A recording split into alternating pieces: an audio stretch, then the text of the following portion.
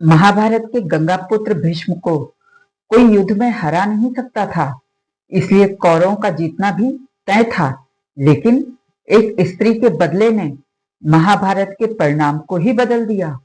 यह कथा उस स्त्री के प्रतिशोध और भीष्म के पतन की है, जिसने महाभारत में पांडवों को जीत दिलाई।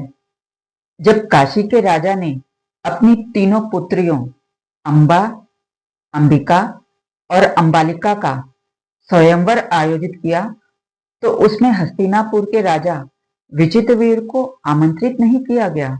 यह बात भीष्म पितामह को अच्छी नहीं लगी। उन्होंने इसे विचित्रवीर का अपमान समझा। फिर वे अकेले ही स्वयंवर में पहुंचे और क्षत्रिय परंपरा के अनुसार तीनों राजकुमारियों का हरण कर उन्हें हस्तिनापुर ले आए, ताकि उनका विवाह विचित्रवीर से करा सकें। लेकिन अंबा ने भीष्म से कहा, मैं मन ही मन राजा शॉल को अपना पति मान चुकी हूं।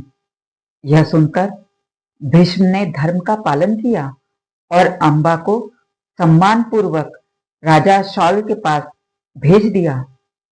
परंतु शॉल ने अंबा को स्वीकार करने से इनकार कर दिया। उसने कहा, तुम्हें भीष्म युद्ध में जीत कर ले गए थे, अब मैं तुम्हें अपनी पत्नी के रूप में स्वीकार नहीं कर सकता। अंबा लौटकर भीष्म के पास पहुंची और पीड़ा से भरकर कहा, हे गंगापुत्र भीष्म, आपने स्वयंवर से मेरा हरण किया। आपके कारण महाराज शॉल ने भी मुझे स्वीकार नहीं किया।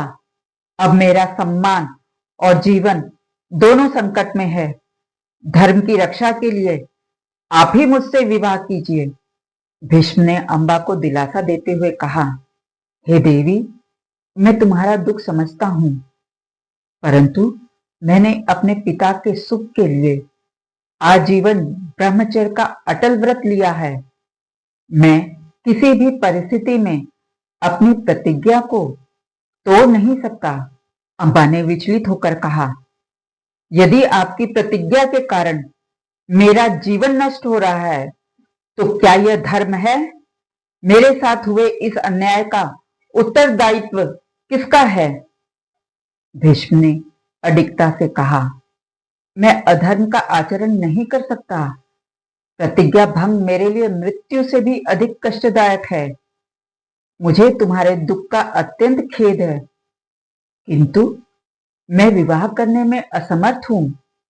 अंबा ने क्रोधित होकर कहा, यदि मुझे न्याय नहीं मिलेगा तो मैं तप करूंगी और तब तक विश्राम नहीं करूंगी जब तक आपको अपने इस निर्णय की सजा न मिल जाए। भीष्म ने शांत स्वर में कहा, तुम्हें जो उचित लगे वही करो। मैं अपनी प्रतिज्ञा पर अडिग हूं। फिर अंबा ने वर्षों तक कठोर तपस्या की। अंततः भगवान शिव उसके सामने प्रकट हुए। अंबा ने वर मांगा कि वह भीष्म के वध का कारण बने। भगवान शिव ने कहा, इस जन्म में नहीं, पर अगले जन्म में तुम्हारी इच्छा अवश्य पूर्ण होगी। शिवजी के वचन सुनकर अंबा ने अपने शरीर का त्याग कर दिया।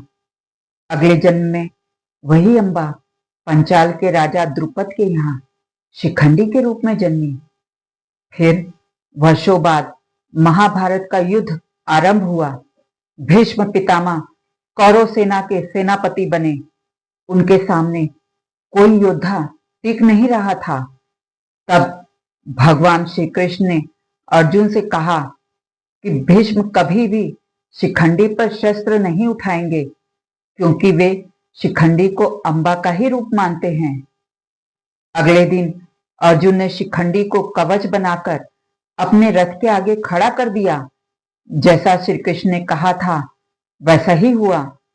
भीष्म ने शिखंडी पर अस्त्र नहीं चलाया। उसी अवसर का लाभ उठाकर अर्जुन ने भीष्म पर बाणों की वर्षा कर दी। महान योद्धा भीष्म पितामह बाणों की शैया पर गिर पड़े। इच्छा मृत्यु के वरदान के कारण उन्होंने तत्काल प्राण नहीं त्यागे, बल्कि उत्तरायण आने तक बाणों की शैया पर ही लेटे रहे। इस तरह अम्बा ने भीष्म से अपना बदला लिया।